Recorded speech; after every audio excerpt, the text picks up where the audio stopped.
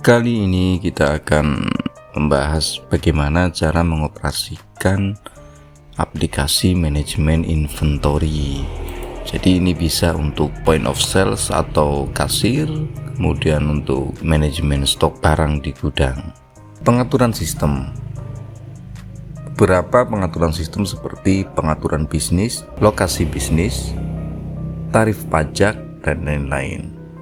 Jadi nanti kita langsung ke aplikasinya. Nah, ini adalah aplikasi ketika sudah masuk ke dalam dashboard sebagai admin. Yang pertama, pengaturan bisnis. Pada bagian kiri sistem terdapat beberapa menu. Nah, salah satunya kita akan langsung mengatur pengaturan bisnis.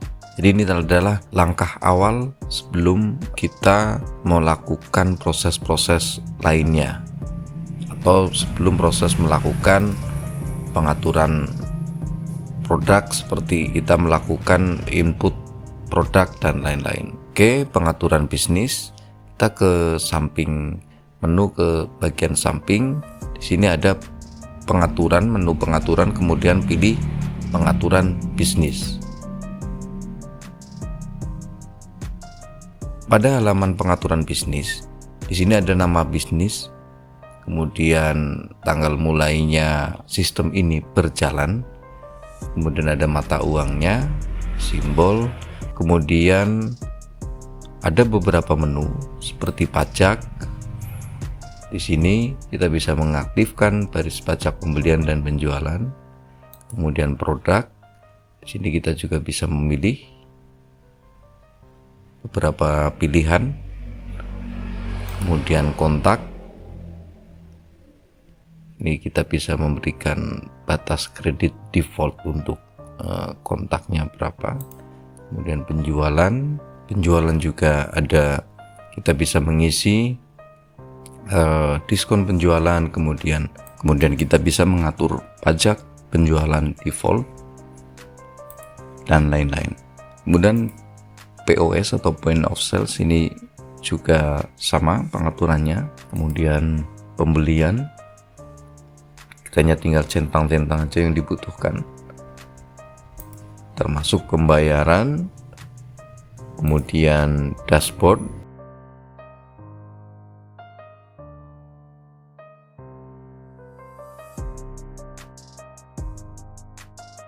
kemudian sistem,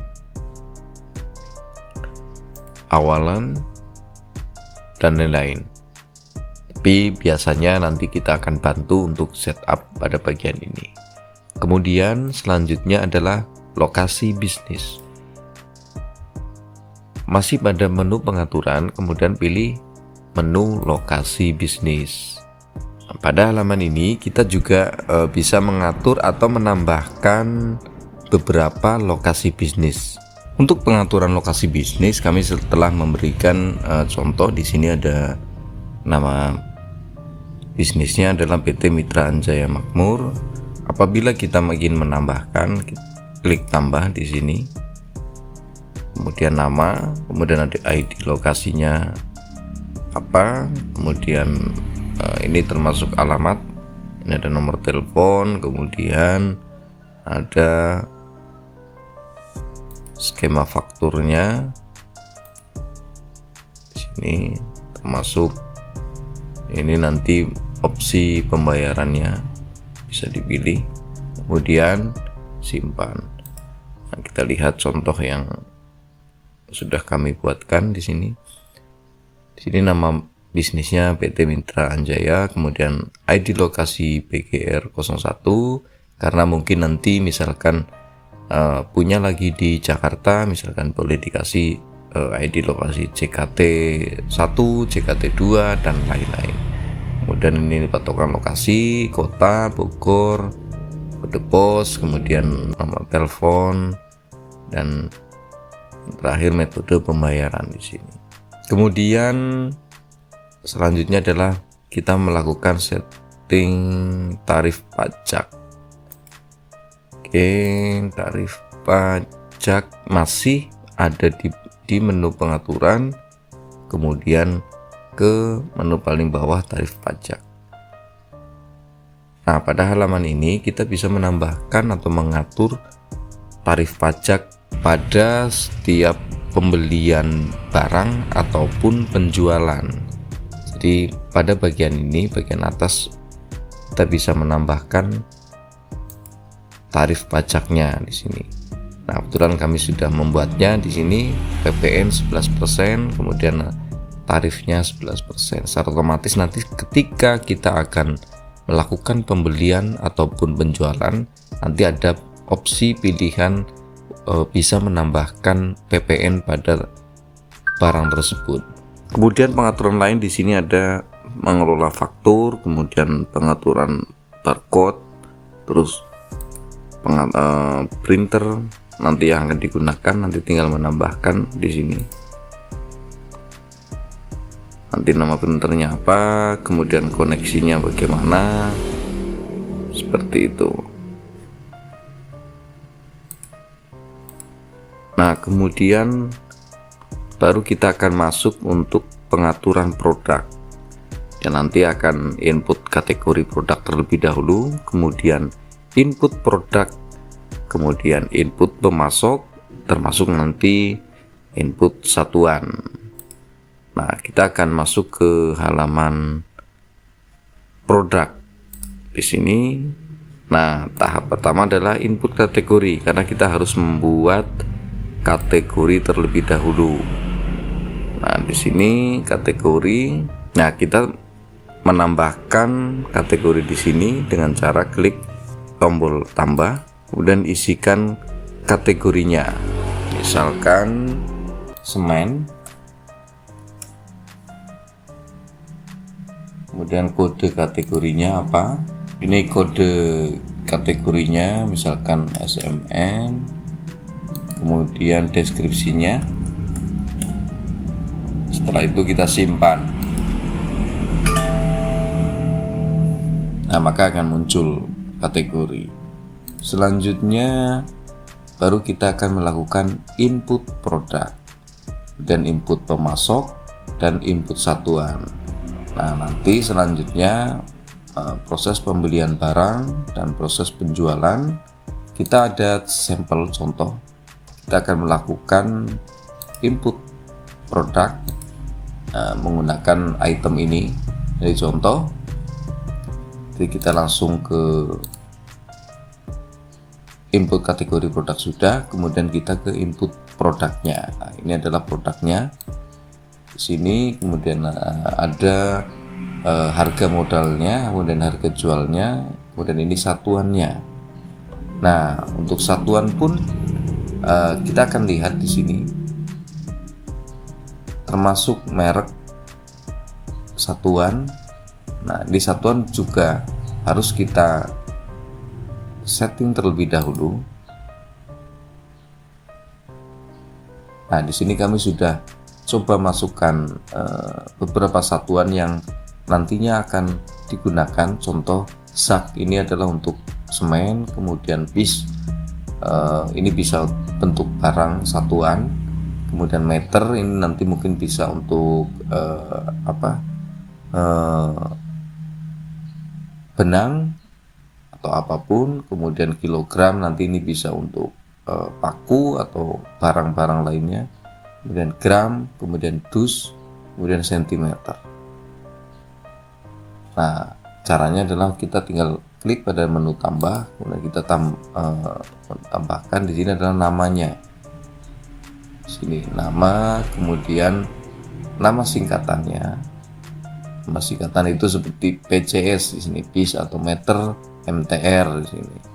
Misalkan meter di sini, meter. Sini kita cukup ketik MTR, nanti akan muncul supaya lebih pendek seperti itu. Nah, ini izinkan desimal, jadi desimal nanti bisa misalkan 0,5. Nah, itu kita pilih ya, kalau misalkan tidak, kita tidak perlu. Nah, kemudian kita bisa menambahkan multiple. Jadi contoh ketika kita centang, maka 1 meter itu berapa unitnya. Contoh 1 meter itu 100 cm berarti. Nah, di sini kita pilih ada sentimeter. Nanti akan muncul nama satuan. Kita tutup dulu. Nama satuan seperti ini. Kita lihat untuk dus di sini. Nah, seperti ini nanti. Untuk dus 290 piece. Nah, setelah satuan sudah, kemudian kategori sudah, kemudian merek juga boleh diatur. Jadi mereknya ini dari produk apa saja nanti dimasukkan dulu mereknya, caranya pun sama. Di sini mereknya misalkan merek cat Avian misalkan ya, Avian. Nah, di sini Avian cat tembok misalkan, tinggal simpan di sini. Kemudian selanjutnya adalah jaminan. Jaminan itu garansi atau jaminan yang diberikan oleh produk tersebut kepada pembelinya. Nah, contohnya di sini namanya apa? Misalkan garansi. Kemudian deskripsi memberikan garansi apa misal, atau misalkan di sini garansi. Nah, deskripsinya adalah garansi bukan karena human error misalkan, atau apa. Nah, bisa disebutkan di sini. Nah, ini lamanya berapa? Misalkan 3 bulan misalkan. Nah, tinggal di sini bulan atau tahun atau hari. Bulan, kemudian simpan. Sehingga nanti ketika kita melakukan penjualan, nanti secara otomatis ada informasi tentang jaminan yang diberikan. Seperti itu. Baik, kita lanjutkan. Kita akan melakukan contoh input untuk pemasok terlebih dahulu, kemudian nanti lanjutkan produk. Nah, kita ke menu pada bagian samping di sini, bagian kiri kita ke menu kontak. Nah, pada menu kontak ada beberapa menu lagi, kemudian kita pilih pemasok. Nah, kita tambahkan di sini data pemasoknya dengan cara klik menu tambah. Nah, di sini pemasoknya, kemudian ini individu atau bisnis. Nah, contoh kita akan masukkan pemasok ini, kita copy, capturekan material, kemudian ID kontak ini kosongkan saja karena nanti sistem akan membuat secara otomatis ID-nya. Dikosongkan, kemudian nomor telepon berapa ini harus diisi, misalkan 1, 2, 3 atau berapa. Dan nomor lain, telepon rumah, email ini boleh diisikan. Kemudian informasi lanjutan di sini juga kita bisa mengisikan nomor pajak NPWP dari PT tersebut, kemudian kredit kalau misalkan memang diberikan kredit dari pemasok tersebut.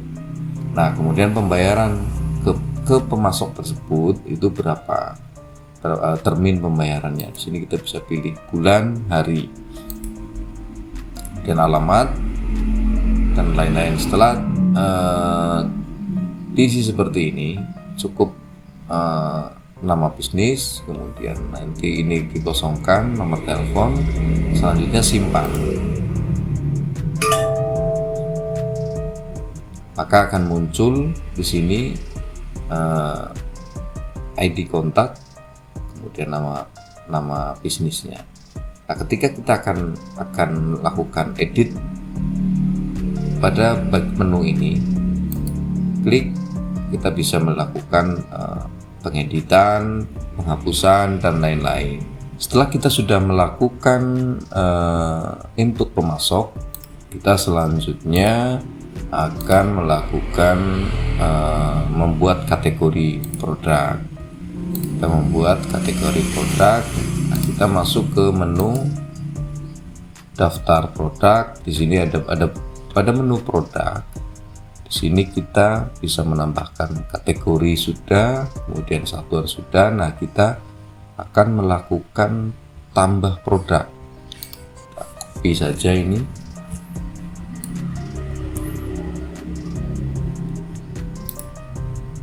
Nama produknya, kemudian SKU. Ini SKU kosongkan atau bisa kita tulis di sini. Jadi misalkan SKU-nya itu untuk mempermudah nanti pencarian M210 misalkan, ini boleh saja. Kemudian nanti ini adalah satuannya. Nah, ini karena semen bisa kita pilih sak. Nah, selain itu kita juga bisa menambahkan di sini contoh 50 kilo di sini. Jadi supaya nanti juga untuk pencarian mempermudah, misalkan boleh koma terus kita tulis 50 kilo. Nah, kemudian mereknya, nah tadi sudah kita buat, akan muncul di sini Mortindo misalkan. Kemudian kategorinya ini apa, semen. Nah, kemudian peringatan kuantitas ini adalah berapa sih nanti stok limit yang harus kita order lagi. Saya kita kosongkan, kemudian nanti deskripsi. Nah, ini bisa kita menambahkan gambar produk, kita bisa langsung upload. Jadi kita siapkan terlebih dahulu gambar-gambarnya, kita masukkan ini.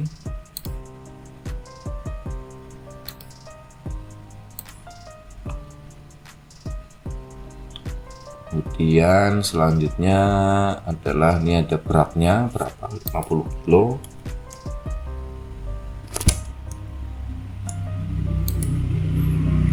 Kemudian nah di sini pajak yang berlaku, artinya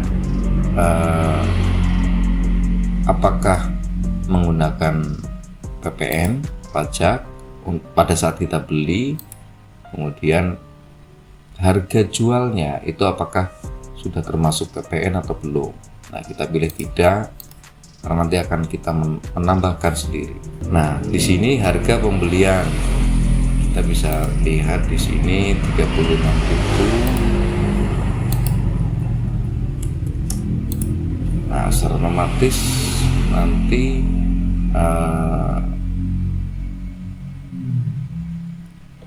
untuk margin ini kita bisa mengaturnya.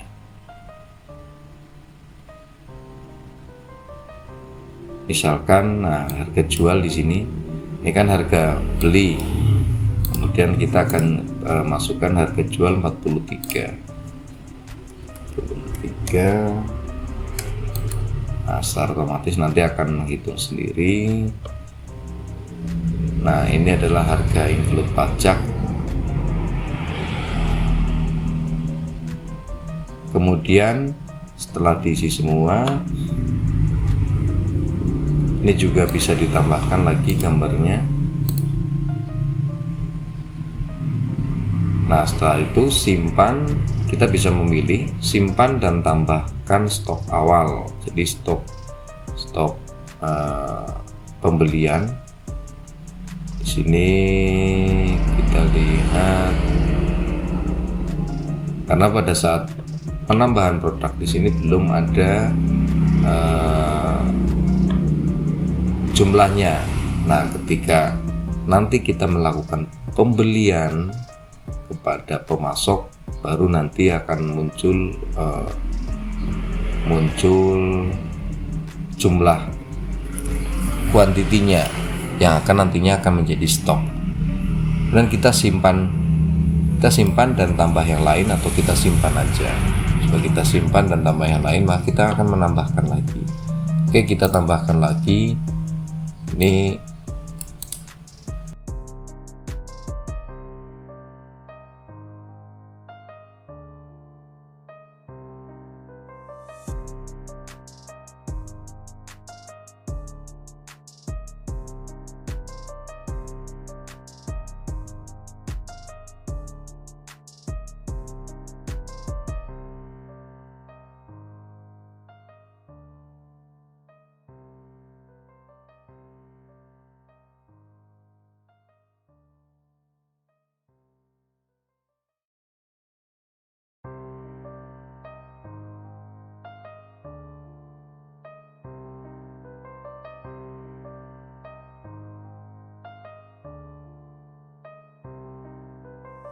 kemudian harga modalnya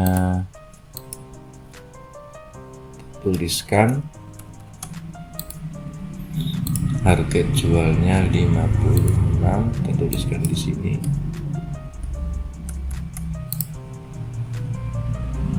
Kita pilih produknya. Nah, kita tinggal simpan atau kita simpan dan tambah produk berikutnya. Oke, kita simpan dulu, kita lihat seperti apa. Nah, akan muncul seperti ini. Jadi produk yang sudah kita masukkan. Nah, kita tambah lagi di sini. Masih ada satu lagi. Ini adalah pun.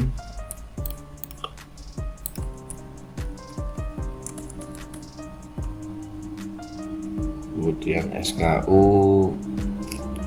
biarkan saja, kalau misalkan kita ingin mencoba otomatis. Kemudian unitnya adalah di sini kita dus. Oke, kita lihat belum ada di sini untuk kategorinya. Coba kita lihat satuannya.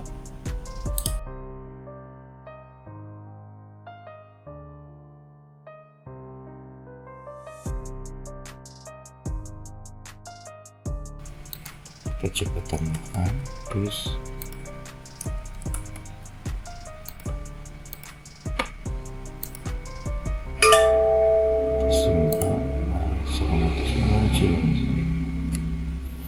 Oke, dus kita pilih kategori, mereknya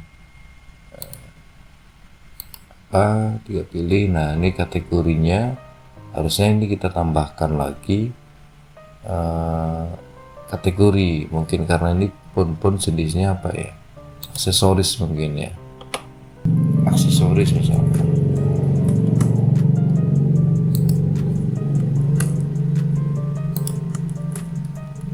Aksesoris, kemudian simpan, akan tersimpan kategori, kita pilih. Nah, di sini sama peringatan minimal stok. Dan gambarnya kita juga pilih, kita siapkan, anggaplah seperti ini. Nah, kemudian beratnya berapa? Tinggal ditulis. Berat berarti karena ini satu dus, berarti kita hitung, kita tulis berapa nih satu dus beratnya, misalkan 15 kilo misalkan. Nah, harga di sini kita bisa atur lagi pajak yang berlaku, kemudian harganya, harga belinya itu 200.000 dan harga jualnya 290.000.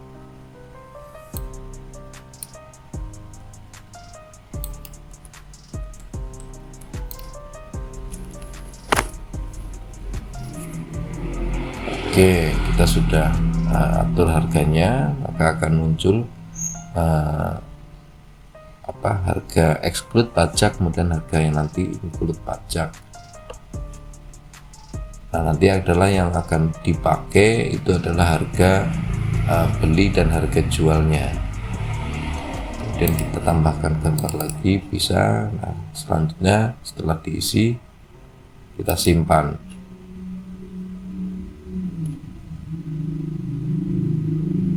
Akan muncul berapa produk yang sudah kita input. Nah, di sini stok saat ini masih nol semua karena kita belum melakukan pembelian ke pemasok. Ketika kita akan melakukan pembelian atau melakukan pengeditan pada menu tindakan, di sini kita masih bisa melakukan pengeditan, kemudian bisa kita melihat, kemudian nanti riwayat stok produknya dan lain-lain. Nah, selanjutnya kita akan melakukan proses pembelian barang ke pemasok. Oke, kita ke menu pembelian, kemudian tambah pembelian.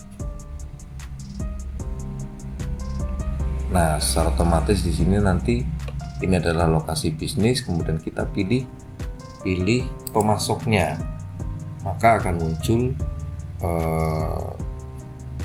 daftar nama pemasoknya. Kita pilih, kemudian tanggal pembeliannya berapa, kemudian terminnya kita dikasih termin misalkan 30 hari. Nanti status pembeliannya apa, ketika sudah dikirim atau diterima berarti sudah diterima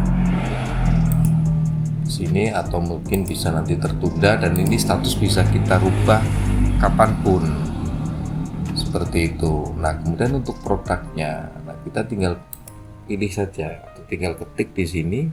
Nah, akan muncul produknya. Di sini kita pilih Murtindo Blaster, maka akan masuk pada akan masuk pada bagian ini. Nah, selanjutnya kita misalkan ingin menambahkan lagi bon-bon, tadi kan kita masukin bon-bon. Nah, itu secara otomatis kemudian kita masukin lagi semen yang satunya. Di sini kan M210, nah kita masukin M220. Nah, ini kita tinggal tuliskan di sini kuantitasnya pembeliannya berapa, misalkan 10 sak, kemudian ini 10 dus, kemudian ini juga 10 sak. Nah, harga modalnya ini sudah otomatis, kemudian diskonnya berapa kalau nanti kita mendapatkan diskon dari pemasoknya. Nah, ini adalah modal sebelum satuan, kemudian ini total sebelum pajak. Nah, ini pajak produknya, ini modal bersih termasuk pajaknya, kemudian ini adalah total bersih, dan ini harga jualnya. Jadi maka akan terhitung semuanya pun sama.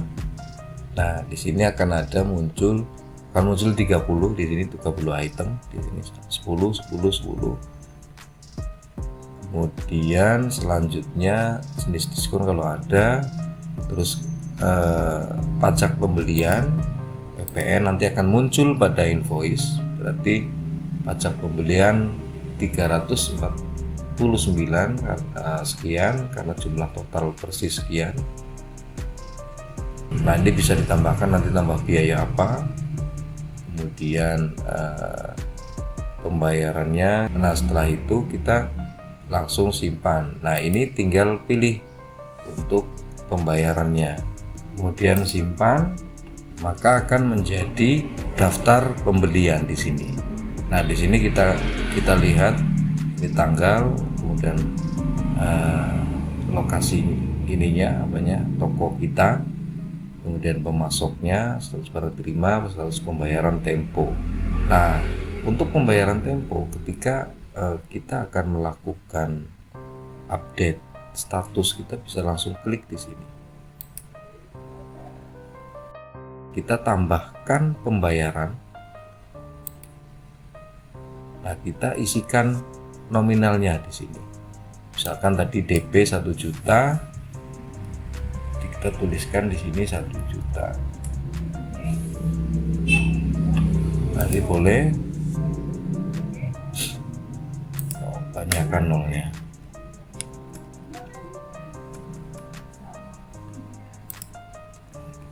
DP 1 juta boleh seperti ini, tunai atau transfer tinggal dipilih saja, kita simpan. Maka status dari pembayaran adalah sebagian. Nah, ini masih jatuh tempo nanti, atau kekurangannya 2 juta 523. Nah, ketika kita setelah pelunasan, kita tinggal update aja nanti di sini. Oke, kita lanjutkan. Nah, ketika kita sudah membeli atau melakukan pembelian barang, nah kita lihat pada menu produk, kemudian daftar produk, maka stok akan berubah di sini.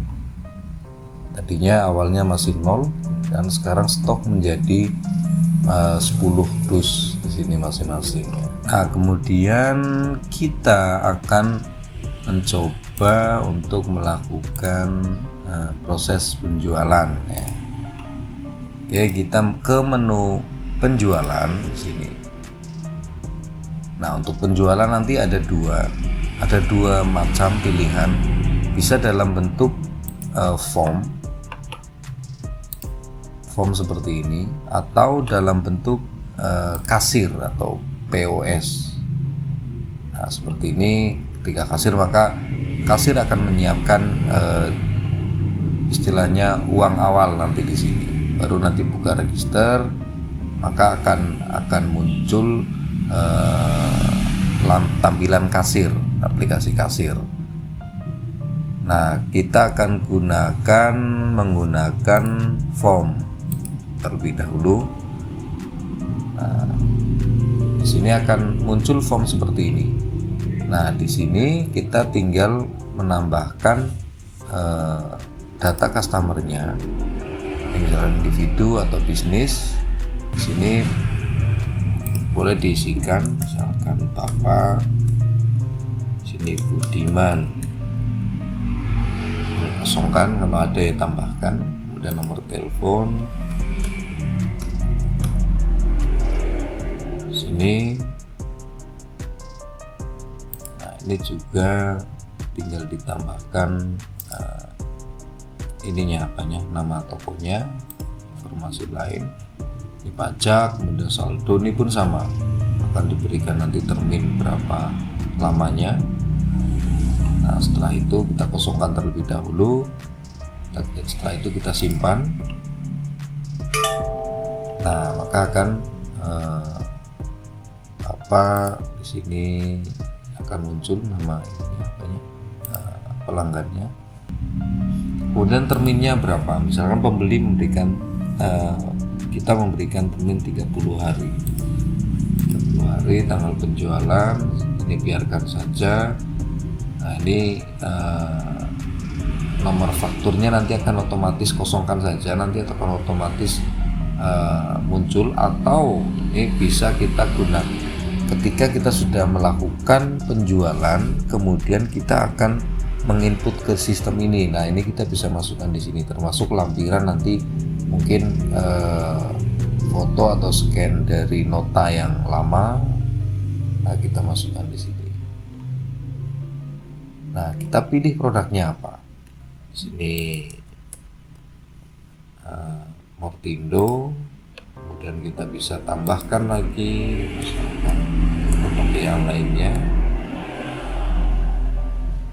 sini. Nah, secara otomatis akan muncul. Nah, ini pun kita bisa berikan informasi di sini. Jumlahnya berapa? Misalkan 5. Ini pun 5 dus misalkan. Nah, ini PPN. Nah, ini subtotal dan diskon apabila ada, kemudian rincian pengiriman. Ini misalkan dikirim tanggal berapa, misalkan dikirim tanggal 5 Januari, terus alamatnya misalkan Jalan Pisang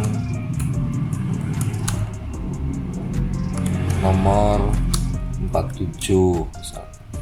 Dan biaya pikiran apabila ada kita tinggal ditambahkan. Nah, status pengiriman ini tinggal dikirim, atau nanti kita bisa rubah terkirim ketika memang barang sudah diterima oleh pembeli. Nah, misalkan di sini berarti misalkan anggaplah sudah diterima, berarti kemarin tanggal 4 berarti barang sudah terkirim. Nah, dikirimkan ke Bapak Budiman, penerimanya gitu. Setelah itu kita tambahkan pembayaran di sini. Nah, di sini kan menggunakan uang muka. istilahnya DP atau pembayaran termin 30 hari, kemudian menggunakan DP 500.000. Nah, ini kan DP 500.000 dari total 1.800.000 sekian. Nah, setelah itu simpan dan cetak.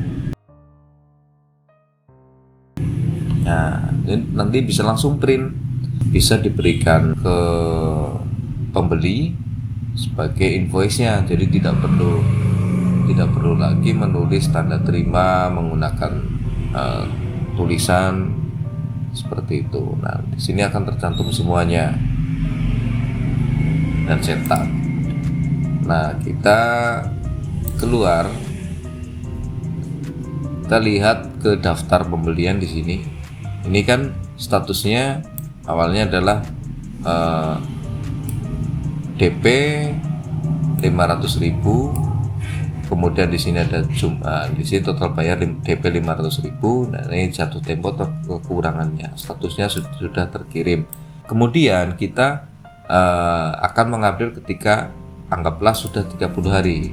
Klik pada bagian ini, status pembayaran, kemudian di sini akan muncul nominal pembayaran. Ternyata si pembeli ini memberikan pembayaran lagi, contoh anggaplah 500.000, maka di sini ada maaf saya ulangi, di sini ada tambahkan pembayaran.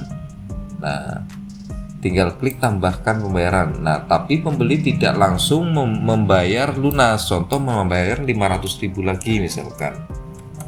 Nah, setelah 500.000 lagi, nah kita simpan secara otomatis, maka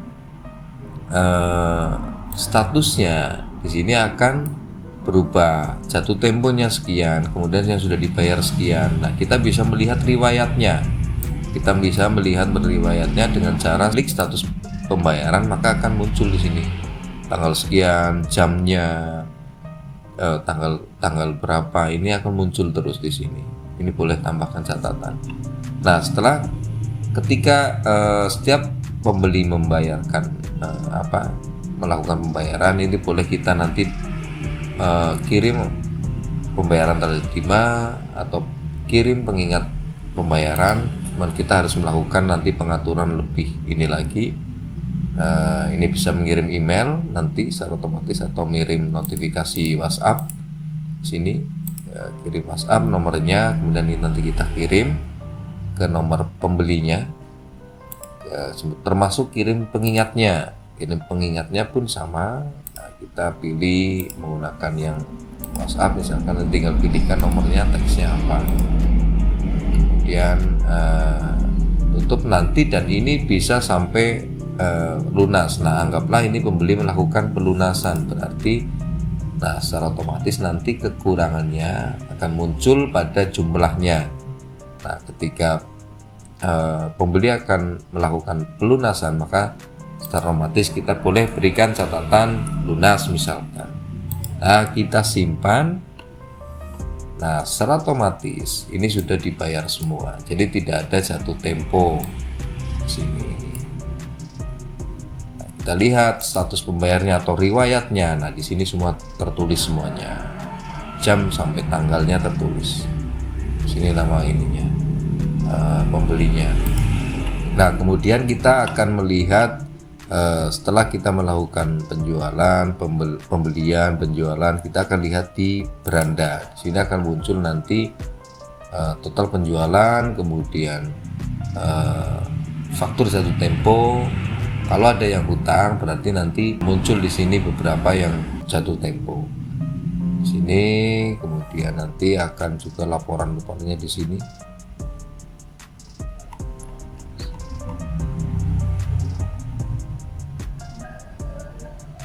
Jadi nanti akan muncul pada halaman ini. Kemudian kita bisa lihat juga untuk laporannya, laba ruginya pada menu laporan, kemudian laporan laba rugi. Nah, secara maka akan muncul laporan laba ruginya di sini. Oke, sekarang kita akan membuat contoh penjualan ketika nanti statusnya itu masih ada jatuh tempo. Nah, kita tambah penjualan, kemudian kita bikin data pembelinya, misalkan individu, kita kasih nama Bu siapa misalkan,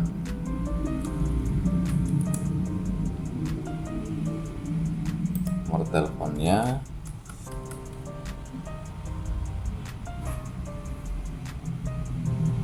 kemudian di sini kita pilih nama tokonya, kemudian simpan. Nah, akan muncul berapa terminnya, misalkan 7 hari saja.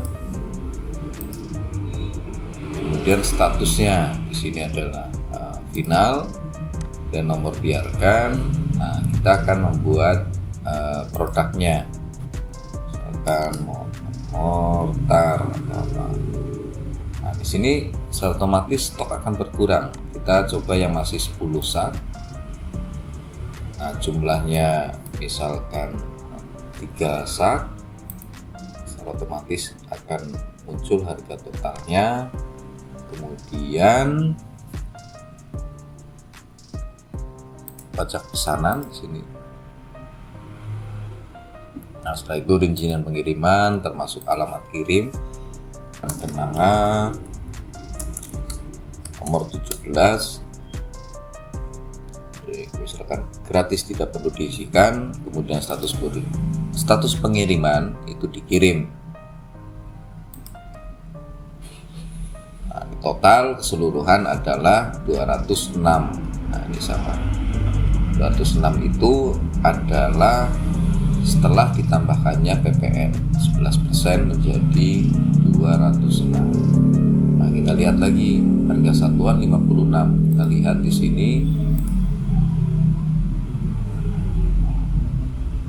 56 harga jualnya.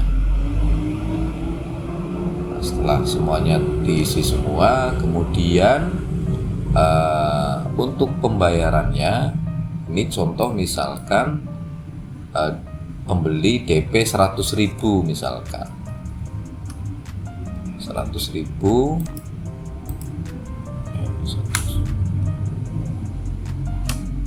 oke, misalkan 100.000, kemudian pembayarannya tunai. Nah, ini boleh kita kasih catatan DP 100.000. Nah, setelah itu kita langsung simpan atau simpan dan cetak, itu boleh saja. Jadi masih ada kekurangan 106. Kita simpan.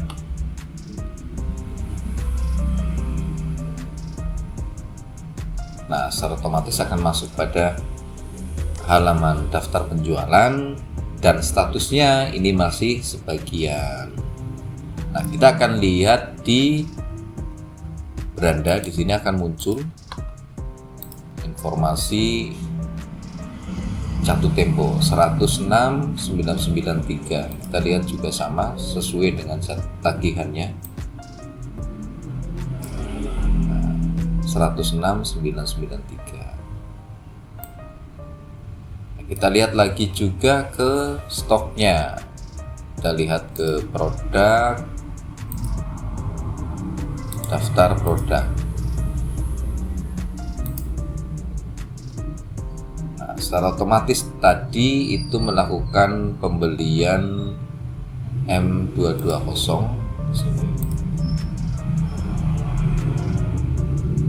Fatima, kemudian kita lihat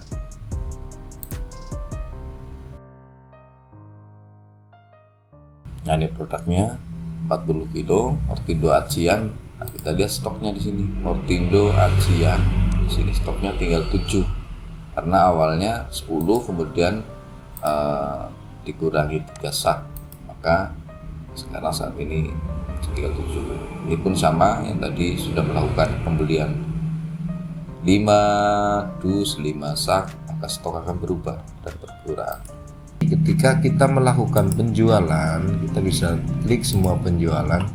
Nah, pembeli itu minta dicetak misalkan invoice-nya atau notanya. Nah, kita lihat di sini. Nah, terus kita bisa langsung cetak faktur di sini. Kita bisa langsung cetak faktur, kemudian kita pilih printernya, dan ini kita kirim ke pembelinya. Nah, ketika memang karena saat ini sudah zamannya online, ini bisa juga kita kirimkan dalam bentuk linknya seperti ini. Kemudian kita bisa copy invoice-nya di sini, invoice nomor faktur, kemudian kita salin. Nah, tutup. Nah, anggaplah kita akan kopikan ke browser lainnya yang tadi tertempel, maka akan muncul secara otomatis seperti ini, tagihan online-nya seperti itu. Demikian bagaimana cara kita melakukan pengaturan pada aplikasi manajemen inventory.